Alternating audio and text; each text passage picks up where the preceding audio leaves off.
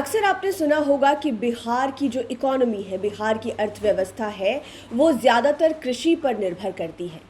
लेकिन अगर आप बिहार को गौर से जानना शुरू करेंगे तो आपको पता चलेगा कि हमारे पास इतने टूरिज़्म स्पॉट्स हैं जिससे बिहार की अर्थव्यवस्था को ठीक ठाक किया जा सकता है।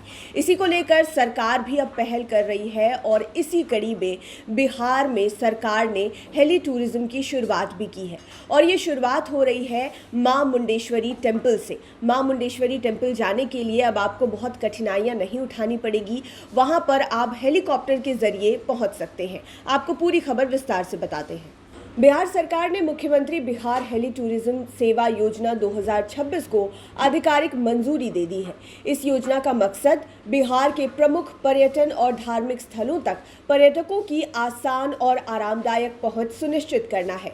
सरकार का मानना है कि इससे पर्यटन क्षेत्र को नई गति मिलेगी। योजना के पहले चरण में कैमूर जिले के प्रसिद्ध धार्मिक स्थल मां मुंडेश्वरी मंदिर को शामिल किया गया है। यह मंदिर देश के प्राचीन और ऐतिहासिक शक्तिपीठों में से एक गिना जाता है। यहाँ हर साल में बड़ी संख्या में श्रद्धालु पहुंचते हैं। और आपको अगर मां मुंडेश्वरी टेम्पल के बारे में हम बताएं तो बिहार के कैमूर जिले में पवड़ा पहाड़ी पर स्थित मुंडेश्वरी मंदिर को भारत का सबसे प्राचीन और निरंतर सक्रिय रहने वाला मंदिर माना जाता है। यानी कि हिंदू टेम्पल जो कि बहुत ही पुराना है और अभी भी ऑपरेशनल है, उनमें से मां मुंडेश्वरी मंदिर को एक माना जाता है। पुरातत्व साक्ष्यों के अनुसार यह मंदिर लगभग 108 ईसा पूर्व में बनाया गया था, जो अपनी अनोखी वास्तुकला और चमत्कारी परंपराओं के लिए प्रसिद्ध है। अगर आप मां मुंडेश्वरी मंदिर को देखेंगे तो ये ऑक्टागोनल शेप का है, यानी कि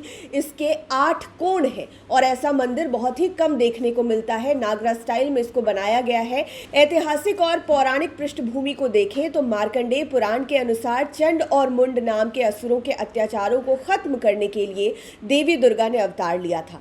चंड का वध करने के बाद मुंड इसी पहाड़ी पर छिप गया था जहां माता ने उसका वध किया। इसी कारण इस स्थान का नाम मुंडेश्वरी पड़ा।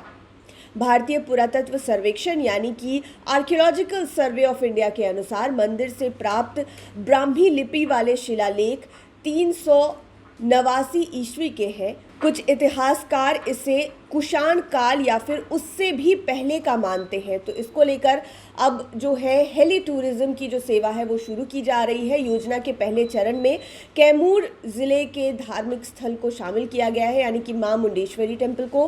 कैमूर जिले की भौगोलिक स्थिति और दूरी को देखते हुए लंबे समय में बेहतर हवाई संपर्क की मांग की जा रही थी। सड़क मार्ग से यात्रा में काफ़ी समय लगता है। ऐसे में हेलीकॉप्टर सेवा शुरू होने से यात्रियों को बड़ी राहत मिलने की उम्मीद है। इस योजना के तहत बिहार राज्य पर्यटन विकास निगम पटना पर्यटकों और श्रद्धालुओं को रियायती दरों पर हेलीकॉप्टर सेवा उपलब्ध कराएगा। इससे से अधिक लोगों को सुविधा मिलने की जो संभावना है वो जताई जा रही है। हेली टूरिज्म सेवा के संचालन के लिए +2 सीटर श्रेणी के हेलीकॉप्टरों का उपयोग किया जाएगा।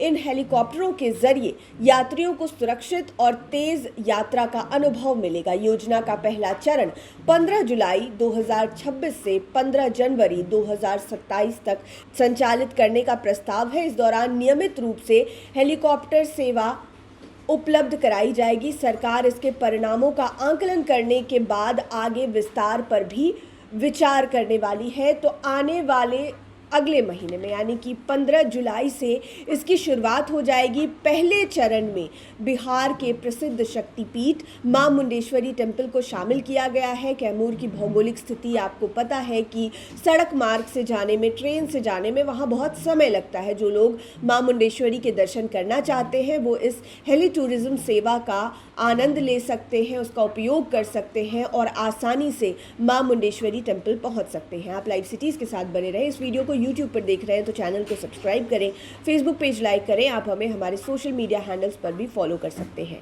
धन्यवाद।